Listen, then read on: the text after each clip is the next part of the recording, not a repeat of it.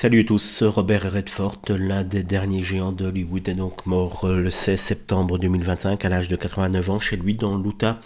Mais derrière la légende se cache une vie personnelle assez riche, marquée par l'amour, les drames aussi, une fidélité sentimentale qui traverse les décennies. Voici donc les femmes qui ont vraiment compté dans la vie de Robert Redford. La première, c'est Lola Van Wagenem.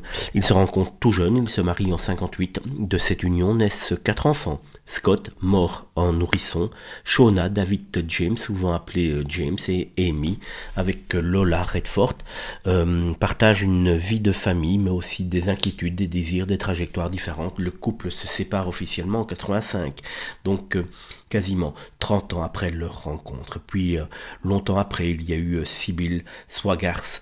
Elle était artiste peintre d'origine allemande, austro-allemande, pardon. Redford et elle entament une relation de longue distance dès les années 90. Ils vivent ensemble à Sundance, avant de se marier en 2009 à Hambourg. Ils resteront ensemble jusqu'à la fin de sa vie.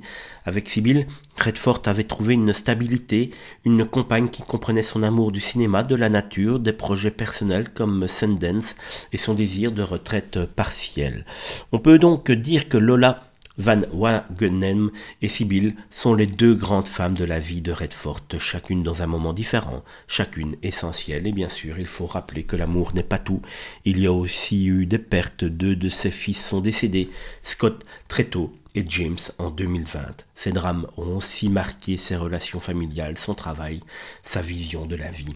Robert Redford laisse derrière lui non seulement une immense carrière, mais une histoire personnelle, dense, de l'amour, de la création, du deuil et une capacité à aimer encore. Aujourd'hui, on perd véritablement une légende hollywoodienne.